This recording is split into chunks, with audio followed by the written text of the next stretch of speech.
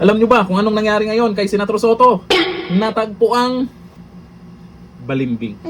Akala siguro niya maraming matutuwa sa kanya at sinupalpal siya ni Congressman Paulo Duterte. Netong nakaraan, alam po natin kung sino-sino po yung mga ayaw or kung ano-ano mga sinasabi nila tungkol sa China. Pero ayon dito sa Nightline News, pabago-bago si Tito.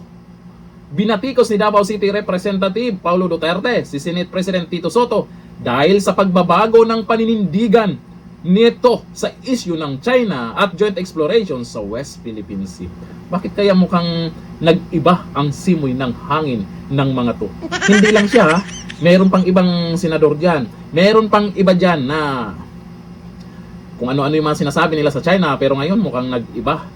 Si Dunyor, di ba? O ngayon, ano na, yung mga anti-China, ngayon, tameme na. Yung mga nagsasabing ayaw nila sa Duterte kasi pro-China, o ngayon, anyari, nga. O isa na, ito si Tito Soto. Ang sabi ng mga netizens bumalimbing na siya. Okay, eto. Kwinestyon ng mambabatas ang tunay na katapatan ni Soto at binigyan diin na hindi dapat niloloko ang sambayanang Pilipino sa pabago-bagong posisyon sa gobyerno. Ang kailangan po talaga natin ngayon sa isang politiko, lalo sa isang senador, congressman man yan, pangulo man yan, kung ano po yung pinanindigan niya nakaraan, ipagpatuloy niya. Panindigan niya. Bakit ngayon nag-iba na naman? Paano yung mga tagapagtanggol nila na tuwang-tuwa nakaraan dahil ayaw din sa China? Ngayon, paano na yan? Agulo-gulo na. Anya, ito ang sabi ni Congressman Paulo Duterte. Kung paninindigan ang prinsipyo, panindigan hanggang dulo. Hindi yung kahapon kontra, tapos ngayon kampe. Depende kung saan mas may pakinabang. Naku po, baka nararamdaman na nila. Baka nararamdaman nila ang puwersa ng Duterte. Kaya siguro ganito nang pinagagawa ng mga to. China ba naman?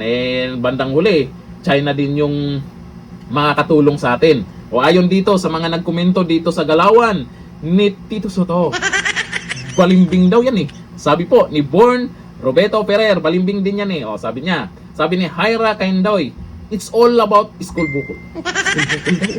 Sabi ni Elmer Binsol Villaflor, kapag walang paninindigan, ganyan talaga.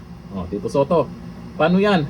Kung ano kasi yung tapang-tapangan yung nakaraan, mayroon pang ibang senador dyan, at iba pang mga galit daw sa Duterte. Yun yung yun yung naging issue nakaraan Ay, yung Duterte, pro-China yan, ganito, pakpak, ganon. Ngayon, eto na.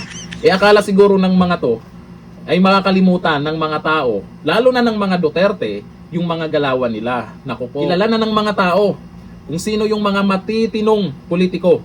Kilala na ng mga tao kung sino yung mga buwaya sa Kamara o sa Senado. Kilala na ng mga tao kung sino yung mga balimbing.